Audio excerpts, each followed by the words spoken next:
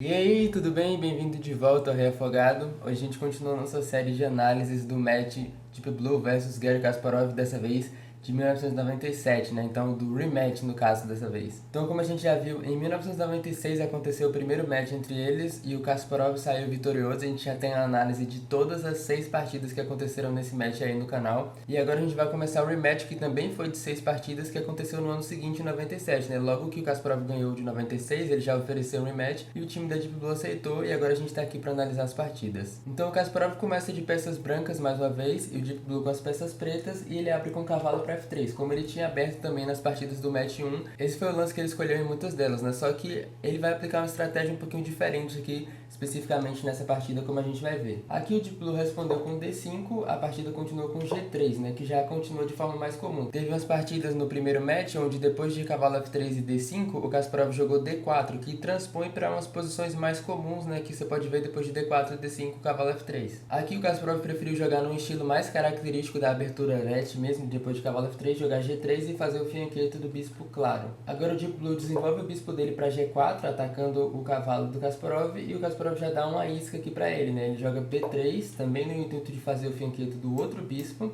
e aí permite, né, o Deep Blue tomar o cavalo F3 e dobrar os peões ao longo da coluna F se ele quiser. Só que essa é uma concessão, assim, o Deep Blue está cedendo o par de bispos por um defeito estrutural que é bem difícil de justificar, né? O Kasparov poderia continuar com o bispo para G2 e aí mover o peão para F4 e criar uma estrutura bem sólida. E é por isso que o Deep Blue não decide capturar, né? Ele continua desenvolvendo com o cavalo para D7. Agora o Kasparov faz o fianqueto do outro bispo, E6, solidificando assim a cadeia de peões aqui. Bispo para G2, essa era a ideia de ter jogado G3. Agora o Deep Blue joga cavalo para F6, desenvolvendo mais uma peça. O branco faz o roque, C6. E o Deep Blue meio que entra nesse setup assim que é bem comum da eslava, né? Fazer esse triângulo de peões aqui ao longo dos quadrados claros. Tirar o bispo da cadeia primeiro, né? Depois fechar a cadeia, colocar um cavalo em F6 e um cavalo em D7.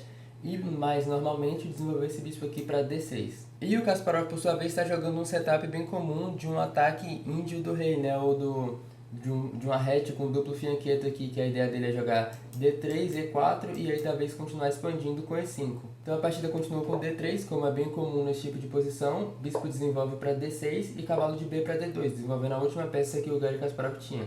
Agora o preto faz o roque, H3, expulsando o bispo volta para H5, e a gente chega, né, por uma ordem de movimentos bem pitoresca, numa posição que é bastante teórica, até na época era bem conhecida mesmo no nível alto. E nesse tipo de posição é importante conhecer quais são os planos para ambos os lados, né, principalmente para o branco aqui. Então o Kasparov tem ideias de jogar E4 e eventualmente continuar com E5, atacar esse cavalo, e aí o preto vai ter que fazer uma concessão para lidar com esse plano, né?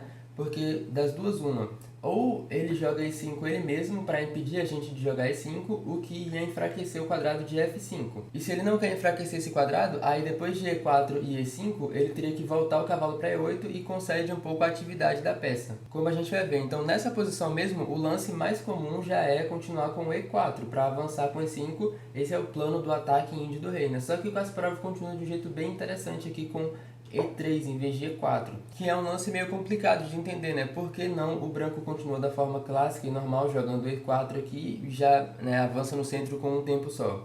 Então, provavelmente, a minha interpretação desse lance é que a ideia do Kasparov talvez fosse a de tirar o Deep Blue do livro que ele tinha, né? Então, o Deep Blue tinha livro de abertura. Então, enquanto o Kasparov estava jogando lances teóricos e que já eram conhecidos na época, o Deep Blue não estava calculando nada, ele estava só jogando pelo livro que ele tinha. Então, E4 provavelmente continuaria no conhecimento do livro do Deep Blue. Então, o Kasparov talvez preferiu jogar E3 para tirar o computador do livro. E deu certo, porque logo depois de E3, o computador joga H6, que é uma perda de tempo, né? Esse lance não faz nada, não é importante controlar esse quadrado aqui em G5, porque não tem nada ameaçando ir para lá. Além disso, o lance enfraquece de modo geral a ala do rei aqui. Nesse tipo de posição, é bem mais produtivo para o preto procurar o contra-jogo na ala da dama. Então, em vez de H6 nessa posição, seria bem mais produtivo jogar A5 direto com a ideia de jogar A4, e aí o Kasparov teria que responder a essas ameaças. Então, o estilo anti-computador no qual o Kasparov jogou nessa partida acabou dando certo, né? O computador já está fazendo alguns lances estranhos. E aí ele devolve o tempo que o Kasparov perdeu, né? Ele jogou E3 para depois jogar E4, em vez de jogar E4 de uma vez. O computador, depois de E3, desperdiçou um tempo com H6, de fato. É pior que desperdiçar um tempo, porque não é como se fosse um lance que não faz nada de bom. É um lance que, além de não fazer nada de bom, cria defeitos estruturais na posição da ala do rei para as pretas. E o branco continua da forma mais produtiva possível com o lance dama para E1, tá? Pro olho destreinado esse parece um lance meio estranho, não tá fazendo muita coisa, só que ele aplica bem as ideias desse tipo de posição. O lance dama para E1 tira a dama da cravada aqui, então o cavalo está livre para mover agora, e a outra coisa é que a dama E1 dá suporte para esses avanços que a gente está falando de E4 e E5, que são o plano mais comum para o branco nesse tipo de posição. Aqui o Deep Blue jogou A5, que é um lance bem interessante, ele vem com a ideia de criar ameaças de bispo para 3, o que ia trocar esse bispo do Kasparov. Então, depois de bispo para 3, não dá para negar a troca dos bispos, e perder esse bispo escuro aqui ia ser bem ruim para o preto, porque essa é uma peça muito boa, ela está bem aberta nessa diagonal, enquanto que o bispo do preto não está fazendo nada aparente, e isso ia criar várias fraquezas ao longo dos quadrados escuros na ala da dama para o branco. Em vista disso, né, o Kasparov jogou A3 para prevenir o Deep Blue de poder jogar A3, porque agora a torre controla esse quadrado. Então, outra possibilidade aqui que talvez você esteja se perguntando seria, né, por que não jogar A4? E aí, da mesma forma, previne bispo para A3. A3 é um lance melhor porque não enfraquece o quadrado de B4. Então, quanto menos fraquezas você se permitir criar na ala onde você provavelmente vai ser atacado nesse tipo de posição, melhor, né? Então, A3 é um lance bem mais seguro. Outra possibilidade que ele tinha nessa posição é de ignorar essa ameaça que o Deep Blue está fazendo e jogar E4, né? Parece que agora o preto tem a mão livre para jogar bispo A3 e trocar as peças, só que você continua com E5, então prioriza o seu próprio plano, que é comum nesse tipo de posição. E aí depois do cavalo mover, você pode entrar com a dama e aí reconstruir nos quadrados escuros, né? Então você troca o bispo escuro, mas você reconstrói aqui nos quadrados escuros e os peões acabam compensando pela falta do bispo. O branco tem um bom controle central nessa posição. Só que depois de dama para A5 aqui, o Kasparov preferiu não permitir o bispo vir para A3, ele jogou A3 ele mesmo, e a partida continuou com bispo para C7, que é um lance um tanto misterioso, né? A primeira coisa que eu consegui ver que esse lance faz é que talvez nessa posição o Deep Blue tivesse um pouco preocupado com a possibilidade do Kasparov poder mover esse cavalo aqui para E4 e aí revelar a visão entre as damas, né? De modo que a dama do Deep Blue está indefesa em A5. Então, se ele jogasse um lance como torre de A para D8, aí talvez o Kasparov pudesse trocar as peças em F6 e depois jogar cavalo para D4, de modo que a dama aqui está indefesa. Se você troca as damas primeiro, que é a única coisa que dá para fazer, aí o Kasparov pode tomar em F6 com cheque, trocando as peças, criar esse defeito estrutural, né? Agora você tem esses peões dobrados na coluna F, e o peão que você se arrepende de ter jogado H6 agora está isolado em H6 também, e só então recuperar a dama, né? E, assim, essa posição pela avaliação é igual, mas por algum motivo talvez o Deep Blue não quisesse entrar nesse tipo de final. E o lance que ele jogou, bispo para C7, previne isso, porque agora a dama está defendida. Então, se cavalo para cá, ele pode simplesmente tomar, porque não tem ameaça de a gente ganhar a dama dele, né? Já que o bispo defende. Mesmo assim, bispo para C7 é um lance meio dúbio, porque o preto tem prioridades maiores para fazer. Por exemplo, nessa posição seria bem mais produtivo jogar o lance bispo para G6, e trazer sob controle o quadrado de F5. Essa é a única explicação assim coerente para o lance H6 lá atrás, porque pelo menos agora, depois de E4, você poderia continuar com E5, enfraquece o quadrado de F5, de fato, essa é a concessão que a gente falou que o branco faz, só que depois de cavalo para H4, você pode voltar o bispo para H7, e aí justifica o lance H6, de modo que o bispo aqui continua controlando esse quadrado. E aí essa fraqueza que o preto criou em F5 não fica tão grave assim. De qualquer forma, o Deep Blue preferiu continuar com o bispo para C7 aqui, e a partida seguiu com o cavalo para H4. O Kasparov já está buscando tirar vantagem dessa fraqueza da posição do preto na ala do rei, né? Se ele consegue jogar um lance como G4 aqui, o bispo teria que voltar para G6 e ele consegue tomar, aí tomar de F já seria bem desconfortável para as pretas. E em vista disso, né, o Deep Blue joga G5, o que força o cavalo a retroceder, mas é um lance assim bem dúbio. Se você deixar essa posição rodar assim no seu Stockfish, ele vai dizer que G5 é um bom lance, e provavelmente foi o mesmo cálculo que o Deep Blue fez na época para encontrar esse lance. Só que num contexto estratégico, esse lance parece fazer muitas concessões, assim, porque com o G5 você concorda que depois de um lance como esse, F5 vai ser uma fraqueza eterna, e se um cavalo for parar em F5, pode confiar que a sua posição na ala do rei vai desmoronar. E além disso, é incoerente com o tipo de plano que o preto tem nesse tipo de posição, né? O preto deveria estar jogando na ala da dama, onde ele tem mais espaço, e tentando manter a posição fechada na ala do rei e fazer o mínimo de avanço de peões possível. Então, nesse sentido, né, a estratégia do Kasparov acabou dando certo, porque o lance que o Kasparov jogou aqui, cavalo para H4, é bem provocativo, né? Ele parece tentar o preto a fazer uma concessão, e o computador acabou caindo na armadilha e jogou o lance G5, que a gente vai ver mais pra frente que acaba voltando pra assombrar o preto. E aqui o Kasparov simplesmente voltou o cavalo dele pra F3. O Deep Blue aqui continuou com E5, o que deixa assim um buraco negro no quadrado de F5. Depois de você jogar E5 e G5, esse quadrado nunca mais pode ser controlado. E como eu falei, se um cavalo branco vai parar nesse quadrado, aí a situação na ala do rei vai desmoronar. O que o Deep Blue avaliou provavelmente era que o branco não tem uma maneira muito clara de manobrar um cavalo para o quadrado de F5. Então, eu posso fazer essa concessão porque o branco não tem como explorar essa concessão. Então, nesse sentido, não parece algo tão grave de se fazer assim, mas o Kasparov vai procurar, pode confiar que ele vai procurar uma manobra de cavalo para conseguir colocar um cavalo nesse quadrado. Então aqui o jogo continuou com E4, né? O Kasparov fixa essa fraqueza em F5 e não permite que mais nenhum avanço aconteça do lado das pretas.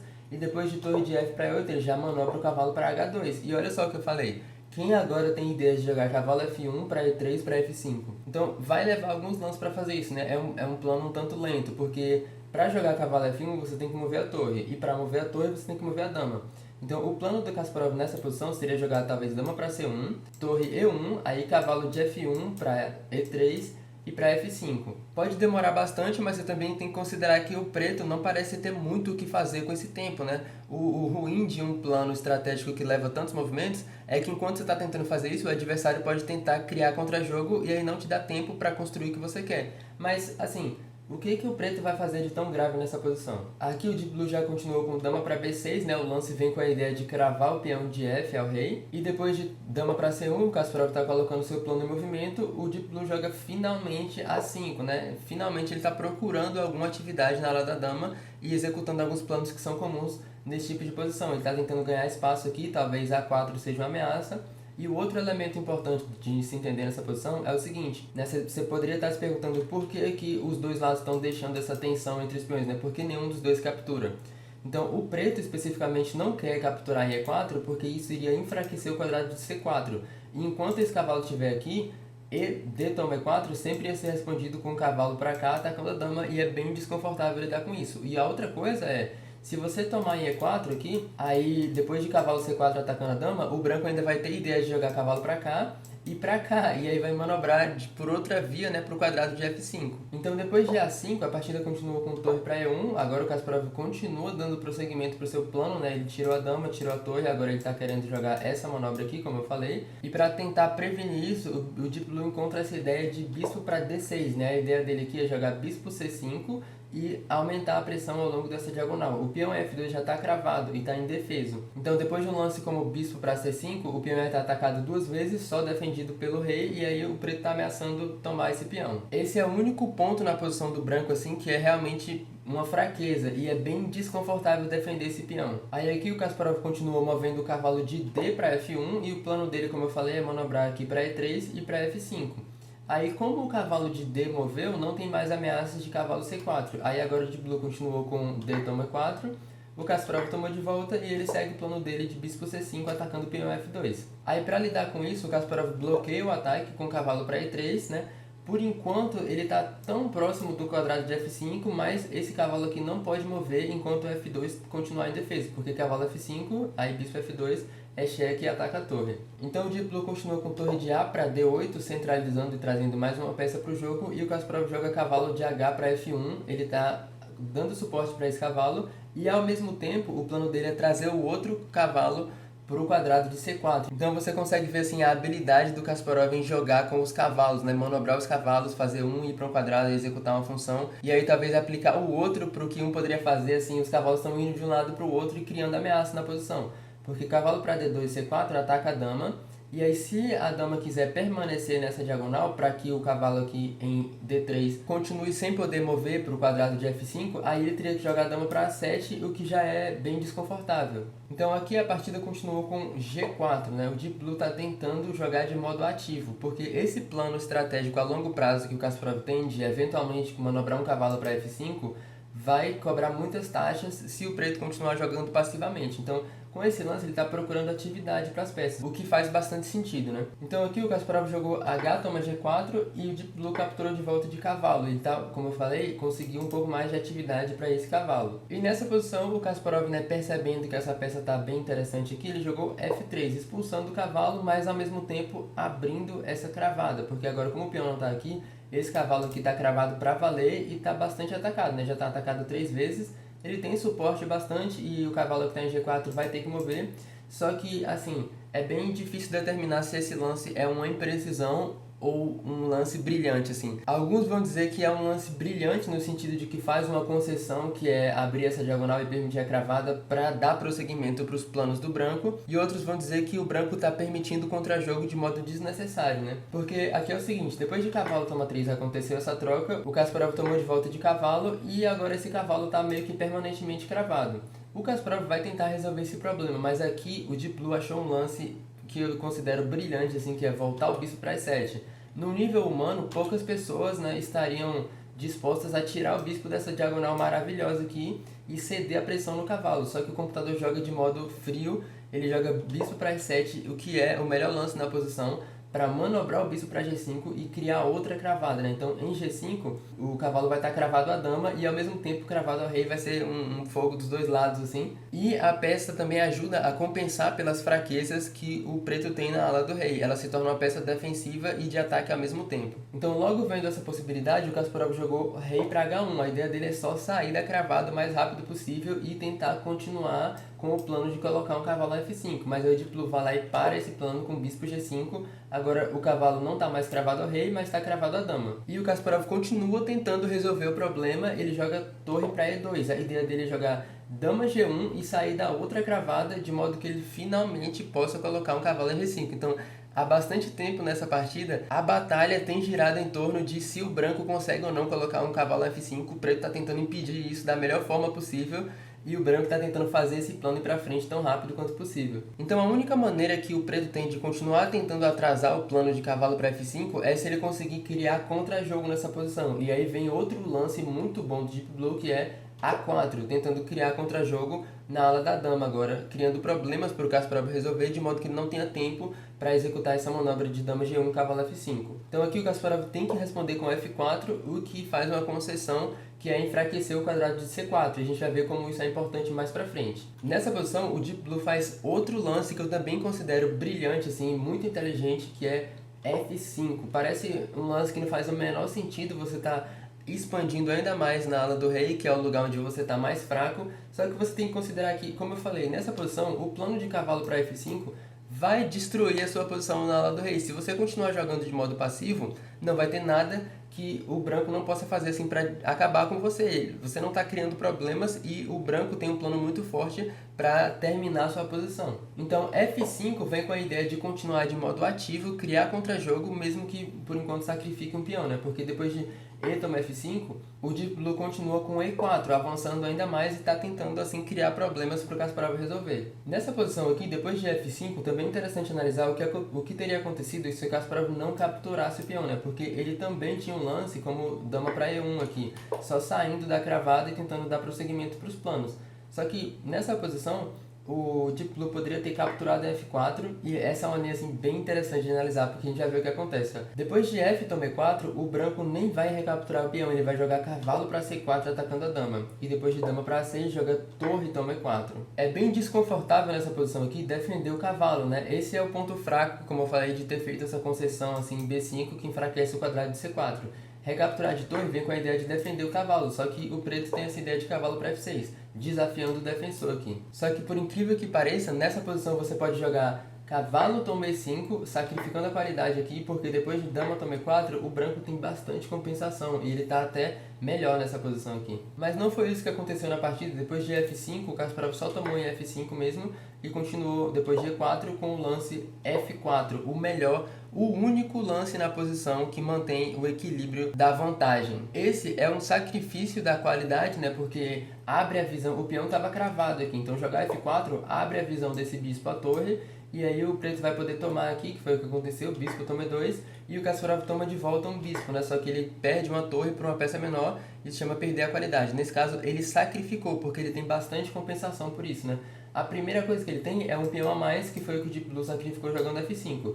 E a outra coisa é que depois de cavalo para E5 aqui, o Deep Blue tem que tentar bloquear essa diagonal para que esse bispo diminua, assim, não seja tão monstro quanto ele é nessa posição. O Kasparov pode jogar G6 e ele cria esse par de peões passados e conectados nas colunas FG, e isso aqui vai criar muitos problemas para o preto. Nessa posição aqui, se você estiver se perguntando, né, para evitar o branco de criar esse par de peões passados e conectados, por que não tomar em G5, né? H toma G5. Então esse lance não funciona por um motivo tático. Se você quiser tentar encontrar essa tática, eu recomendo você pausar o vídeo agora, é bem interessante. Eu vou dar a solução, que é o seguinte: aqui a gente joga cavalo para C4 atacando a dama, mesmo que seja um sacrifício, porque se o preto aceitar, a gente tem dama toma G5 e vai ser checkmate nesse quadrado. Como eu falei, esse bispo é forte demais, você não pode permitir essa peça ficar aberta. Por isso o Deep Blue jogou o cavalo para E5 nessa posição, só que no contraponto, né, dá a chance para o Kasparov jogar G6 e criar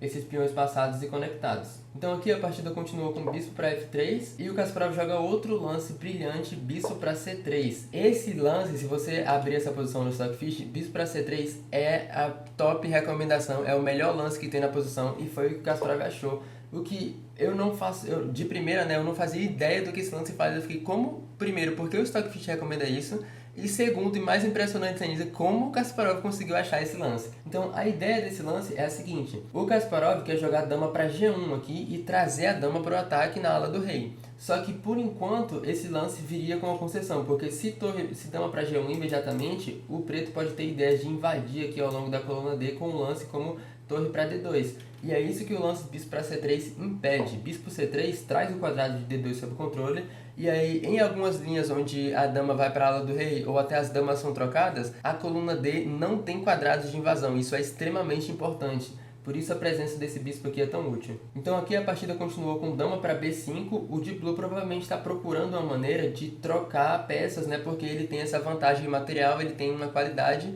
mesmo que por um peão. Só que essa é uma avaliação bem complexa da posição, porque é o seguinte: essa posição de fato é equilibrada, e até que se as damas forem trocadas, que foi o que acabou acontecendo, depois de dama para F1, a posição continua equilibrada. Só que aqui o Deep Blue fez um erro muito grave, né? Ele deve ter avaliado o seguinte: eu tenho uma qualidade a mais, é por um peão, mas tudo bem, se eu conseguir trocar isso aqui e chegar no final sem as damas, provavelmente eu vou conseguir converter, a posição vai estar melhor para mim. E é exatamente com isso que o Kasparov discorda. Ele fala, não, se a gente troca as damas, a posição tá melhor é para mim, mesmo que eu tenha material a menos. E aí fica assim, quem tá melhor, né? Cada um argumentando a seu próprio favor. Mas o fato é que o lance que o Deep Blue jogou aqui, dama toma F1, é um erro, não tem como negar isso. A única maneira do preto manter o equilíbrio da avaliação nessa posição é com o lance H5, porque dá a chance para o branco tomar. Então se agora o branco... Essa é uma linha assim incrível, porque não parece que essa posição está empatada, mas depois dessa troca de damas, a linha teria que ser jogada de modo muito preciso para o lado das pretas para manter a igualdade. Então eu vou mostrar esse final, vou mostrar como assim o Deep Blue deveria ter jogado a partida aqui, só para a gente ter uma ideia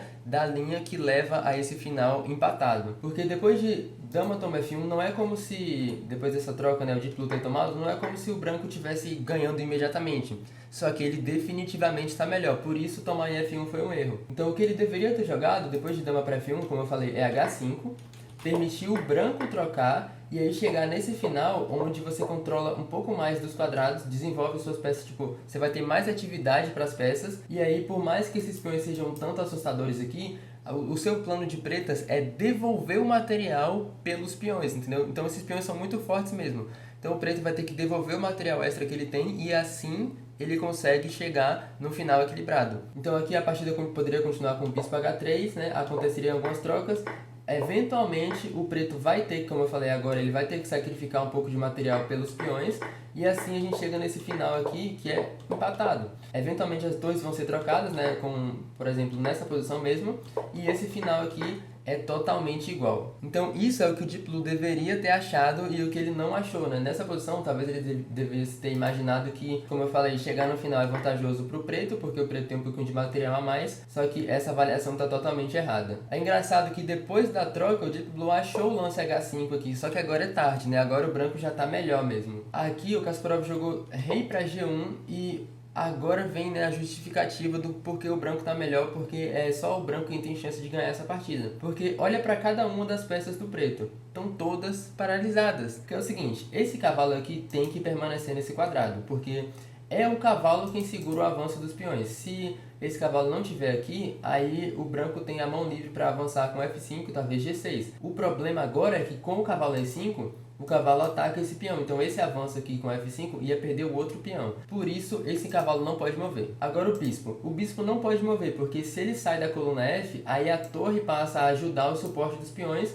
e o branco poderia jogar F5 aqui. Então, o bispo e o cavalo não podem mover. A torre aqui em E8 está defendendo o cavalo. Então, se ela mover, o cavalo vai cair. Por isso, essa torre também não pode mover. O que resta, né, a última peça aqui, que é essa torre. Só que você vai fazer o que com essa torre, né? Uma torre sozinha não vai fazer nada. Muito menos uma torre que está na coluna D, que não tem quadrado de infiltração. Aí volta lá, como eu falei lá atrás, o lance bispo para C3 aqui que o Kasparov jogou é tão inteligente por causa disso. Porque lá na frente o lance vem fazer sentido, né? Agora não existe torre para D2 nessa posição. Por isso aqui o preto está totalmente paralisado. A única peça que ele pode continuar movendo é o rei. E é isso que o Deep Blue faz, né? Ele joga rei F8. E agora sim, vão começar a acontecer uma imprecisão atrás da outra, porque ele vai fazer lances de rei que não dão procedimento à posição e, além disso, não defendem contra as ameaças que o Kasparov tem. E aquela pequena vantagem que o Kasparov já tinha depois do erro dama toma F1 vai só crescer a partir daqui. Aqui a partida continuou com bispo para H3, o Kasparov quer fazer o quê? Ele quer jogar G4, tirar esse peão da estrada, né, trocar aqui ou de qualquer forma abrir a coluna G e dar prosseguimento para os peões dele fazer esses peões passados que ele tem andarem. O Deep Blue continuou com B5, né, fechando, trancando a posição aqui na ala da dama, e depois de rei F2, ele comete o erro final na posição, que é rei G7. Esse lance, o branco, como eu falei, o plano do branco é jogar G4, ele quer muito jogar G4, então o que você de pretas deve fazer é tentar atrasar isso o máximo possível, se não impedir completamente. E o que o lance rei para G7 faz aqui é falar, você quer jogar G4 agora? Pode jogar, porque o cavalo está cravado, então o Kasparov não ia perder essa oportunidade, né? Assim que o Deep Blue voluntariamente entra na cravada, o Kasparov joga G4. E aí, quando essa troca aqui no quadrado acontecer, os peões vão estar livres para caminhar e essa troca não perde material porque o cavalo está cravado. Então, depois de rei para H6 aqui, o Kasparov jogou torre G1 dando suporte para o peão. Houve uma grande troca no quadrado de G4 e agora sim, os peões estão livres para caminhar. Então, o branco já está muito melhor nessa posição. Aqui o Deep Blue continuou com torre para D5, atacando o peão. O Kasparov avançou e nessa posição o Deep Blue jogou torre para D1. E assim, o comentário do próprio Kasparov na época sobre esse lance é que ele chamou esse de suicídio, né? Ele falou por que o computador iria cometer suicídio dessa forma com um lance como torre para D1. O que ele viu aqui é que o branco tá ganho, só que torre para F5 oferece bem mais resistência, é um lance bem mais difícil de lidar. E é isso que ele estava calculando na própria análise da partida depois de ter jogado. E aqui o Kasparov chegou à conclusão de que ele tinha o lance rei para E3, que parece absurdo, né? Mas é um ótimo lance. Eu digo parece absurdo porque o preto teria esse lance aqui e depois de você mover o rei tá sacrificando o bispo, né? Ele pode tomar. Só que isso aqui converte para um final que é totalmente ganho. Então, esse final é muito interessante. A gente vai ver, mas vamos terminar só o que aconteceu na partida aqui. Depois de F6, salvando o peão do ataque, o Deep Blue, como eu falei, cometeu o que o Kasparov chamou de suicídio, jogou torre para D1. E depois de G6, né, eles resignaram, não tem como prevenir a promoção de um dos dois ou os dois peões. Agora vamos ver o que o Deep Blue poderia ter jogado, que é extremamente interessante, que é nessa posição depois de F6. Se ele tivesse jogado torre para F5, né, continua perdendo, não vamos fingir que o preto tem um recurso que salva aqui, isso não salva, mas é bem mais difícil de jogar, como a gente vai ver. Olha para esse final. Então, rei E3, você sacrifica o bispo. Agora, você precisa tentar provar que os seus peões conseguem promover. Então, F7, a torre move. Move o outro peão, continua avançando para tentar promover um desses. Só que o preto vai tentar criar contra-jogo. Ele toma esse 2 com cheque. Você move o rei, ele vai continuar te dando cheque. Ele está tentando atrasar o avanço o máximo possível. Aqui é importante, ó. Se você tomar, acabou. É um empate, não tem como prevenir, né? O preto vai ter uma maneira de ficar te dando cheques eternamente aqui com essas duas torres. A posição está muito aberta, então não pode tomar o peão, você joga rei G2. E2, agora é o preto quem está ameaçando promover e criar contra-jogo. Só que você promove primeiro, isso é importante porque se ele promover aqui, aí você dá checkmate, e você promove com ameaça de mate. Então o preto toma, você recaptura, faz outra dama e ameaça checkmate. Não dê tempo para o preto promover e fazer uma dama ele mesmo também. Então, para lidar com isso, o preto tenta ganhar tempo. Ele joga torre para G1. Se você tomar, aí ele promove uma dama com tempo. E, meu amigo, vai ser difícil tirar esse rei do perpétuo, porque continua ganhando, tá? Tomar em G1 aqui e depois permitir dama E1 criando uma dama, continua ganhando. Mas você vai ter que fugir com o seu rei, ó, daqui até atrás desses peões, para talvez encontrar um lugar onde o preto não tenha um cheque e aí você consiga finalmente dar o seu checkmate que você está ameaçando. Então essa tá longe de ser a maneira mais limpa de converter essa posição. Aqui a gente não toma a torre, a gente move o rei, continua ameaçando o checkmate. O único lance que atrasa aqui seria tomar a torre para cortar as pernas assim dessa operação, e aí não tem mais mate aqui. Se você tomar a dama, se você tomar a torre aqui, agora ele promove a outra dama, então não pode fazer isso também. Você tem que dar cheques para forçar o rei para a coluna E. Então aqui nessa posição, agora que o rei está na coluna E, agora sim você é livre para tomar a torre, porque se o preto promover, aí você tem um raio-x, porque o rei e a dama estão na mesma coluna, né? Você dá esse cheque, remove, você ganha a torre e agora finalmente o branco ganha. Então, como eu falei, isso teria complicado muito mais a partida nessa posição, o que faz bastante sentido, né? Depois de F6, torre D1 é suicídio, é o que o Kasparov falou, esse lance não faz nada, você sobe um peão e o preto tem que resignar. Torre para F5 aqui teria sido muito interessante de ver o que poderia ter acontecido na partida, né? Mas como não aconteceu, fica na imaginação aí. Eu mostrei uma linha bem interessante que eu acho que satisfaz um pouquinho da curiosidade. Então é isso que eu tinha para esse vídeo, essa era a análise que eu queria mostrar. Eu espero que você tenha gostado, eu me diverti muito analisando essa partida. Essa sim foi incrível para começar o match e só vai ficar melhor daqui para frente. Então eu espero que você tenha gostado e até o próximo vídeo.